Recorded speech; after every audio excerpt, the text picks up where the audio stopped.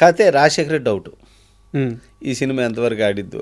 ఈ సినిమా చూస్తే హీరో ఏమో ఒకే డ్రెస్ వేసుకొని ఉన్నాడు, కింద కూర్చుంటాడు, ఇవన్నీ హీరోయిన్ పట్టుకోడు. మా అన్నయ్య పెద్ద హిట్ అనమాట అప్పుడు. ఆ సినిమా అంత పెద్ద హిట్ సినిమా ఇక్కడ చేస్తే యావరేజ్ అయింది, ఇదేమో యావరేజ్ సినిమా, ఇదేంది నా కర్మ, అందరికేమో సూపర్ హిట్లు ఇచ్చాడు చౌదరి గారు అని ఈ రాజశేఖర్ గోల. అయితే కాతే ఇక కానీ డైరెక్టర్ చెప్పింది వింటాడు రాజశేఖర్. స్పాట్కి వచ్చాక విని క్యారెక్టర్ని బాగా మోల్డ్ చేసుకున్నాడు.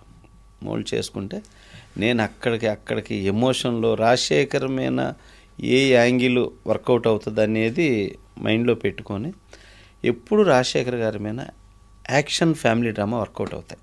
అతని హిట్ సినిమాలు అన్నీ తీసుకోండి, ఒక అంకుశం కానీ, ఒక ఆగ్రహం కానీ, ఒక మన ఆయన చేసిన మగాడు కానీ, నేను చేసిన సింహరాజు కానీ, ఎవడైతే నాకేంటి కానీ, ఇవన్నీ కూడా emotion drama, emotion family drama.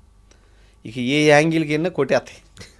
Same Balayya కూడా అంతే, బాలకృష్ణ గారి ట్రాక్ కూడా అంతే. సో అట్లాగా సెలెక్ట్ చేసుకొని ఎక్కడికక్కడ డైలాగులు తీస్తే ఎక్కడికక్కడ ఎమోషన్ లేపుతూ అసలు ఫస్ట్ సినిమాకే నువ్వా నేనా, నా డైరెక్షనా నీ హీరోయిజమా, ఆ లెవెల్లో సినిమాని తీశానండి. సినిమా తీసారు కరెక్ట్, సింహరాశి తీసారు కరెక్టే.